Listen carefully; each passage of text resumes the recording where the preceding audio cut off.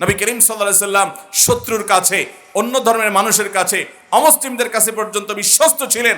আজ আমাদের অবস্থা হলো, অন্য ধর্মের মানুষ তো পরের কথা, আমার মুসলমান ভাইয়ের কাছে, নিজের আপন ভাই বোনের কাছে, নিজের মা বাবার কাছে, স্বামী স্ত্রী একে অন্যের কাছে, পরিবারের লোকদের কাছে আমরা আজ বিশ্বস্ত হতে পারি নাই। আমাদেরকে কেউ বিশ্বাস করে না, বিশ্বাস করার মতো অবস্থা হয় না।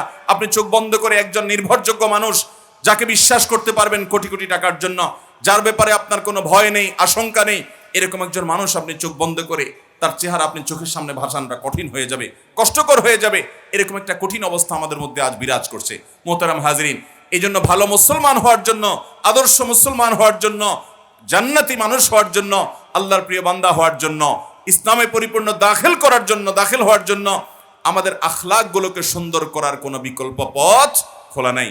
উপার্জন যদি হালাল না হয়, তাহলে আল্লাহর বান্দা আল্লাহর কাছে যত ইবাদত বন্দেগী করুক, যত দোয়া করুক, যত রোনাজারি করুক, এগুলো কবুল হওয়ার সম্ভাবনা খুব ক্ষীণ। নবী করিম সাল্লাল্লাহু আলাইহি সাল্লাম বলেছেন যে একজন লোক অনেক দূর থেকে সফর করে আসে, এলোমেলো চুল থাকে, তার শরীর ধুলো মলিন থাকে, এরকম জটিল এবং কঠিন কষ্টসাধ্য সফর সে উপেক্ষা করে, সেই সফর অতিক্রম করে সে মক্কায় হাজির হয়। এরপরে বাইতুল্লাহর তওয়াফ করতে থাকে, আল্লাহর ঘরে হাজিরা দেয় এবং দুহাত তুলে আল্লাহর কাছে কায়মনোবাক্যে দোয়া করে।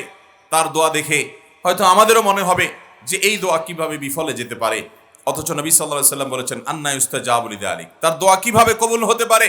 কারণ তার শরীর হারাম দিয়ে গঠিত, তার কাপড় চোপড় পোশাক আশাক হারাম দ্বারা গঠিত, তার সহায় সম্পদ ব্যাংক ব্যালেন্স হারাম দ্বারা গঠিত।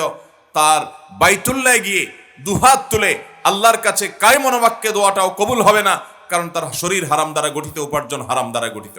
মোহতারাম হাজরিন, এই জন্য হালাল উপার্জনের কোনো বিকল্প নেই। আমাদের সমাজে বহু মানুষ আপনি দেখবেন যে তিনি ব্যক্তি জীবনে ইসলামকে চর্চা করার চেষ্টা করেন, অথচ তিনি সুদের কারবারের সাথে জড়িত, তিনি ঘুষ খেয়ে থাকেন, তিনি ঘুষ দিয়ে সহজে অবৈধ সুবিধা নিয়ে থাকেন, তিনি অনেক অর্থনৈতিক আর্থিক অনেক অপরাধের সঙ্গে জড়িত, গুনাহ করে থাকেন, মানুষের হক মেরে থাকেন, মালিক হয়ে শ্রমিকের ঠিকমতো পারিশ্রমিক দেন না, বেতন ঠিকমতো দেন না, পাওনাদারের পাওনা ঠিকমতো পরিশোধ করেন না, ব্যাংক থেকে লোন নিয়ে সেটা মেরে দেওয়ার চেষ্টা করেন, তিনি মানুষের জমির আইল ঠেলেন, মানুষের সম্পদ দখল করেন, মানুষের উপরে অত্যাচার অবিচার করেন, নানাভাবে মানুষকে কোণঠাসা করেন, আবার তিনি নামাজ কালাম পড়েন।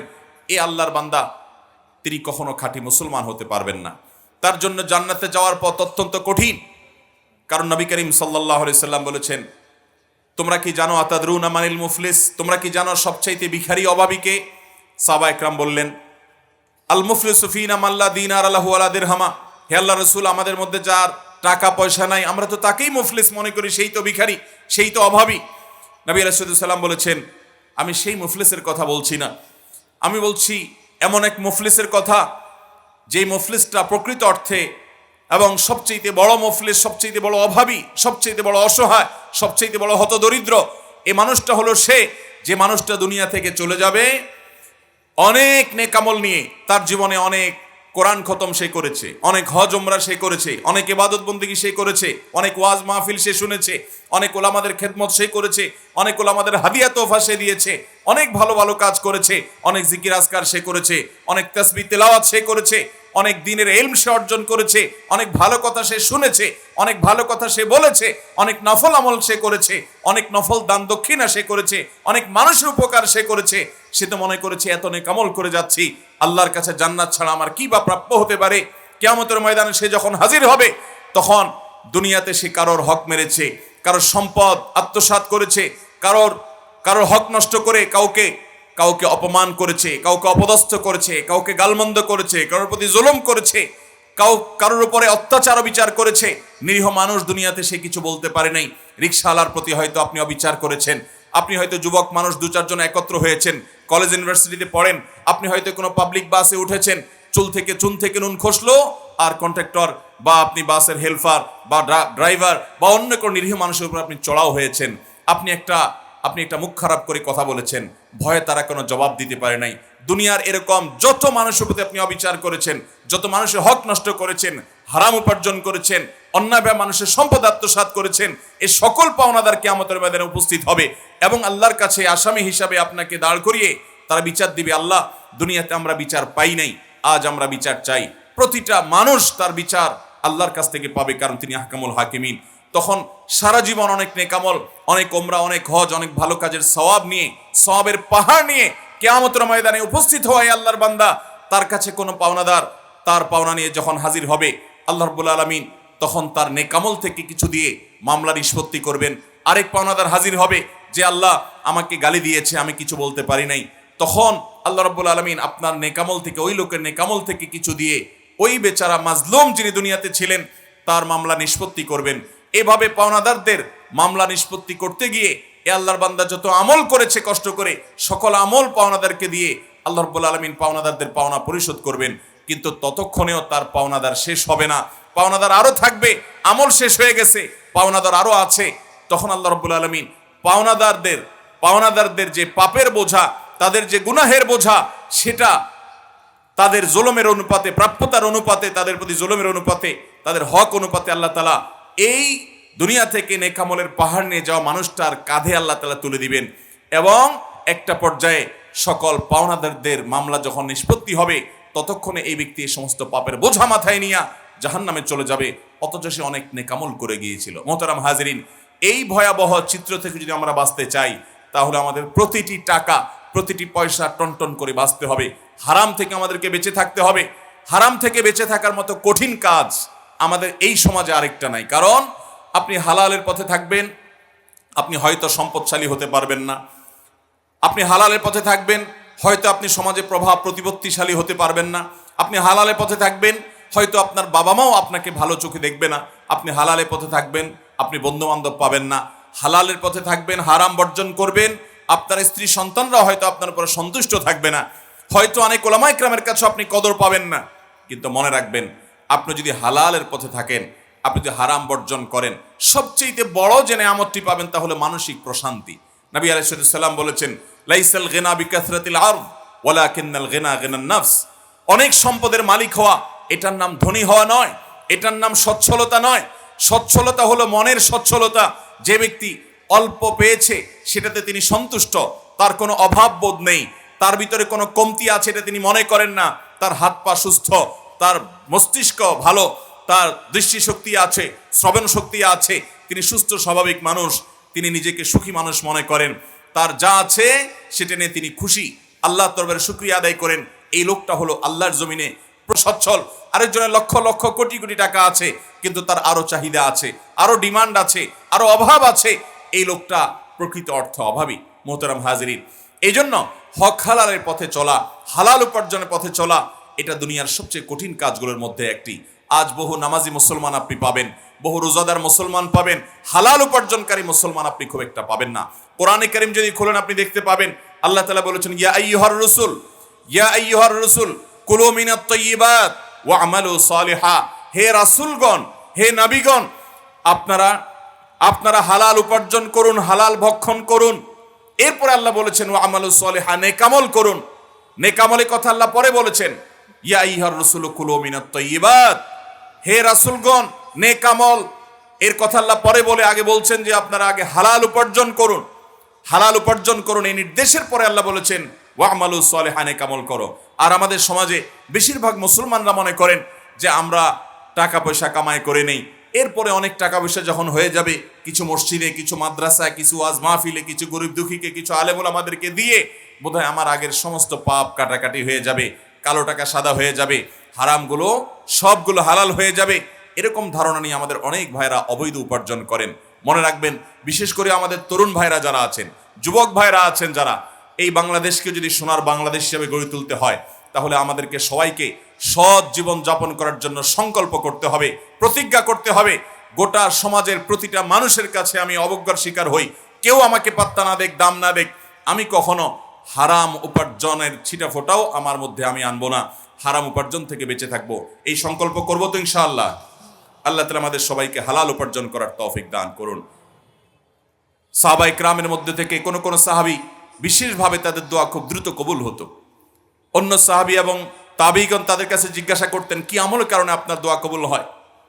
তখন সাহাবায়ে কেরাম বলতেন যে আতিব মাতআমাকা তাকুন মুস্তাজাবাদ দাওয়া, তুমি তোমার উপার্জনকে হালাল করো, হালাল বক্ষণ করো, তুমি মুস্তাজাবুদ দাওয়া হবে, তোমার দোয়া আল্লাহ তাআলা কবুল করবেন। এই জন্য ভাইরা আমার, খাঁটি মুসলমান হওয়ার জন্য তৃতীয় এই বিষয়টি অনেক বেশি গুরুত্বপূর্ণ, যে আমাদের হালাল উপার্জন করতে হবে।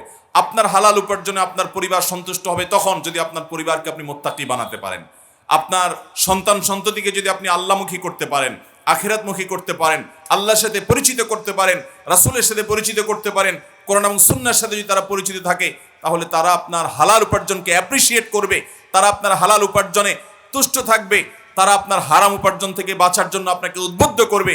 আর যদি পরিবারকে আপনি মুত্তাকি হিসাবে গড়ে তুলতে না পারেন, তাহলে আপনাকে তারা প্রেসার দিবে, চাপ দিবে।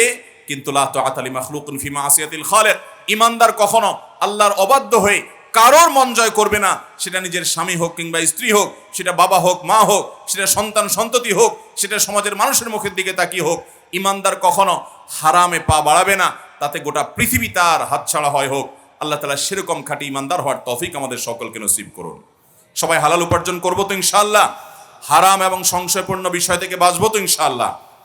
4 নম্বর যে বিষয়টির কথা বলতে চাই, আজ মুসলমানদের মধ্যে যে বিষয়ের দুর্ভিক্ষ চলছে, আকাল চলছে, সবচেয়ে বেশি অভাব চলছে, তালেব ইলম থেকে নিয়ে, সাধারণ মানুষ থেকে নিয়ে, নামাজি মানুষ থেকে নিয়ে, আমাদের মুসলমানদের মধ্যে সবচেয়ে বেশি অভাব চলছে আজ উত্তম আখলাকের।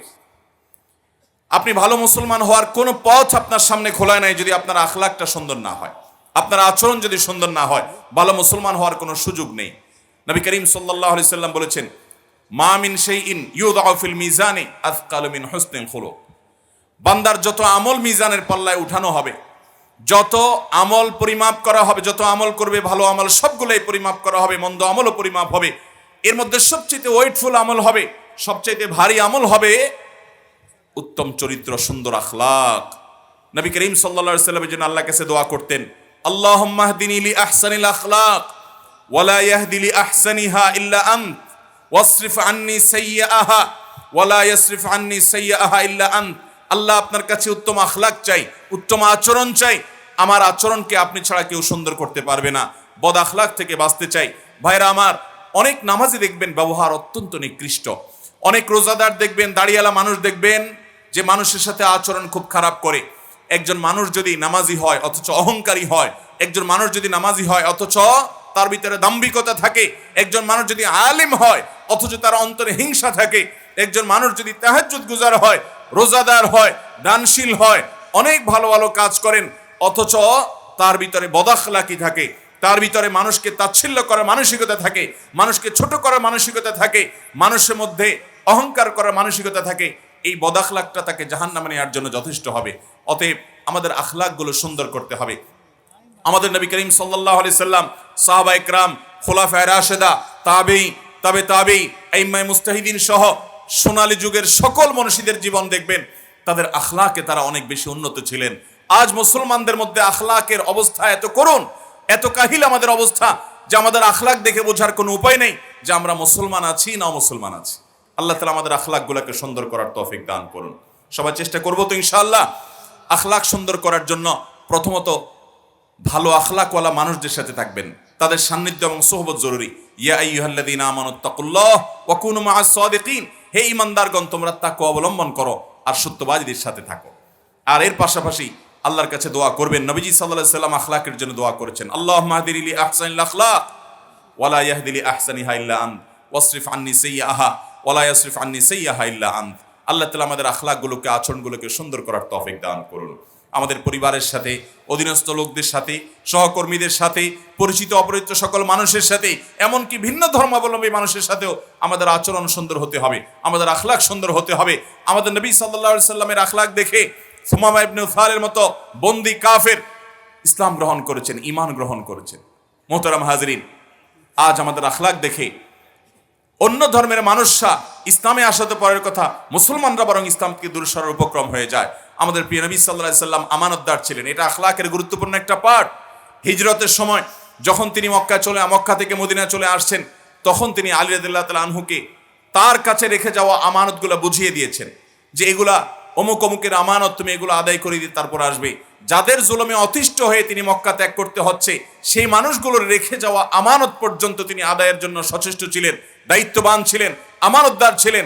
এই জন্য মক্কার মুশরিকরা তার প্রতি ঈমান আনে নাই, অথচ তাকে আলামিন বা বিশ্বস্ত হিসাবে, নির্ভরযোগ্য হিসাবে সার্টিফিকেট দিয়েছে।